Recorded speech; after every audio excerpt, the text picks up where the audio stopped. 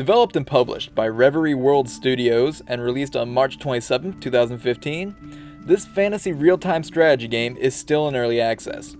Playing as either humans, orcs, or elves, it'll take skill, brains, and reflexes to best your opponents.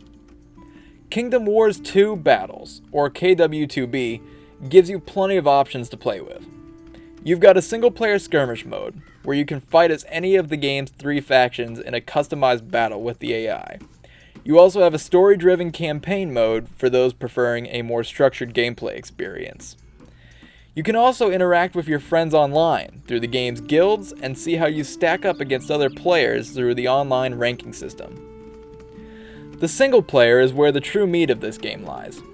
You're able to customize your gameplay experience through options such as setting your allies and opponents and placing limits on your resources.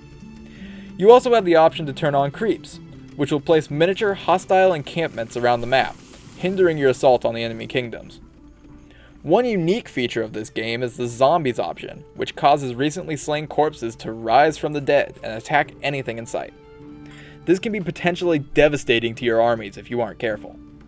You're able to set whether you want a high or low amount of corpses to be resurrected in your game, allowing you to set your own challenge. The game's campaign gives you a story and a reason to fight and conquer. The story is a classic orcs versus humans conflict in which the humans are fighting to survive from the orc onslaught. The campaign guides you step by step, giving you specific objectives to complete. If you haven't played the first Kingdom Wars, or you're new to the RTS genre, this might be a good place for you to start. The gameplay in Kingdom Wars 2 is different for each of the game's 3 factions. But for now, we'll focus on the orcs. There are 2 different types of orcs in the game, marauders and laborers. Laborers do most of your resource gathering, besides the food, which is hunted for by the marauders. With your resources, you can construct various buildings, such as huts, which expand your population limit, and war barracks, where you can produce your orc warriors. You also have siege barracks, where you produce equipment to siege the enemy kingdom, and warg pens, which produce food and allow your orcs to ride wargs into battle. Each of the 3 factions have their own unique buildings, contributing to their varied playstyles. Eventually, orc marauders and laborers will need upgrades to remain effective as the game goes on. For example, marauders and laborers can be upgraded into impalers, units with a stronger focus on melee combat. Outside of individual skirmishes, you've got tech and card mechanics. Techs are unlocked with items, which can be gained through completed matches, daily log-on bonuses, and trading. Trading can be done with other players through the main menu. Techs enable new units, buildings, and research in battles. Cards are boosts and bonuses that can be used during battles to give you an advantage. The game's graphics are definitely not the highlight. The character models are low quality and it's difficult to make out any real detail on them. The buildings look tacky and are also low on detail. About the only thing that looks acceptable is the water. The map designs are decent and can be distinguished from one another, but there was nothing that really stood out as impressive.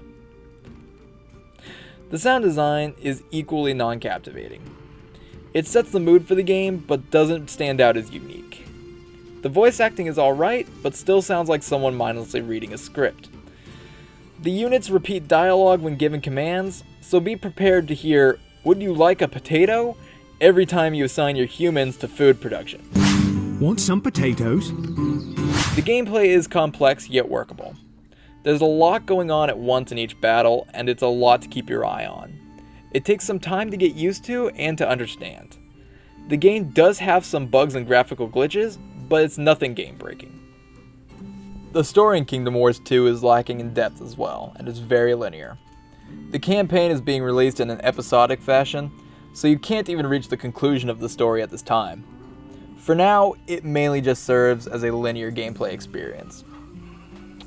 Kingdom Wars 2 Battles is currently available on early access on Steam for $30 US or your regional equivalent.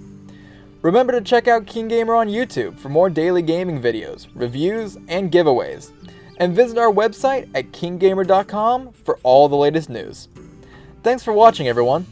Please like and subscribe, and leave a comment to be a part of our gaming community. Stay keen, KeenGamers!